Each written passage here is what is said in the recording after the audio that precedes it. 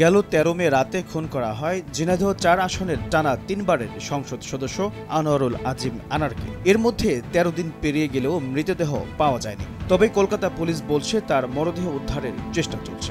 আমার নোটিশে উত্থাপিত বিষয় আইসোলেটরের মাধ্যমে গ্রাহক সেবার মান বৃদ্ধি প্রসঙ্গে ১২ মে চিকিৎসার জন্য ব্যক্তিগত সফরে ভারত যান আনার। এরপরই পরিবারের সঙ্গে তার যোগাযোগ বন্ধ হয়ে যায়।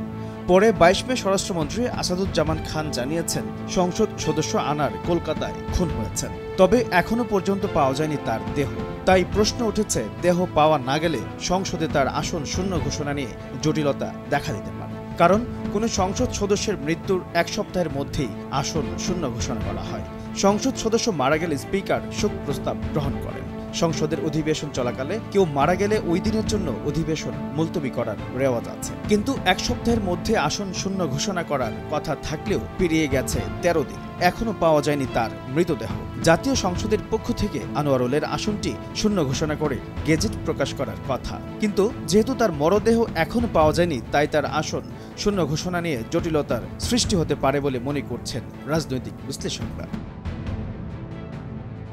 এছাড়া জাতীয় সংসদের নিয়ম অনুযায়ী কোনো সংসদ সদস্য মারা গেলে কিংবা অনুমতি ছাড়া ৯০ কার্যদিবস সংসদের বৈঠকে উপস্থিত না থাকলে পদ শূন্য ঘোষণা করে সংসদ সচিবালয়। এই সংক্রান্ত গেজেট প্রকাশ করে নির্বাচন কমিশনকে জানায় সংসদ। নির্বাচন কমিশন ৯০ দিনের মধ্যে উপনির্বাচনের আয়োজন করে। সংসদ বিষয়ক গবেষক ও চট্টগ্রাম বিশ্ববিদ্যালয়ের সাবেক অধ্যাপক নিজামুদ্দিন আহমদ গণমাধ্যমকে বলেন, অতীতে এইভাবে কোনো সংসদ সদস্যের মৃত্যু হয়নি।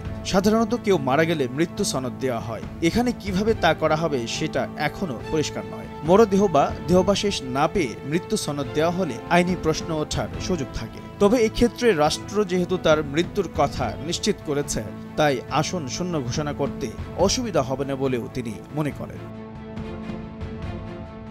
আনোয়ারুল আজিম একজন সংসদ সদস্য ও পরিবহন ব্যবসায়ী। তার সম্পদ ও ব্যাংক হিসাব পরিচালনার জন্য মৃত্যুর বিষয়টি নিশ্চিত হওয়া জরুরি বলে মনে করছেন বিশ্লেষকরা।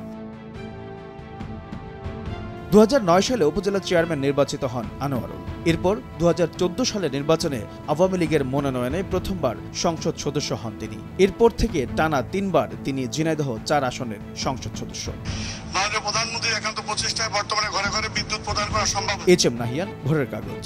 দুর্যোগের কারণে বা বিদ্যুৎ বিভাগের জরুরি মেরামত কাজের জন্য বৃহৎ একটি এলাকা ধরে বিদ্যুৎ সংযোগ বন্ধ হয়ে যায়। এক্ষেত্রে বিদ্যুৎ সরবরাহ লাইনের নির্দেশ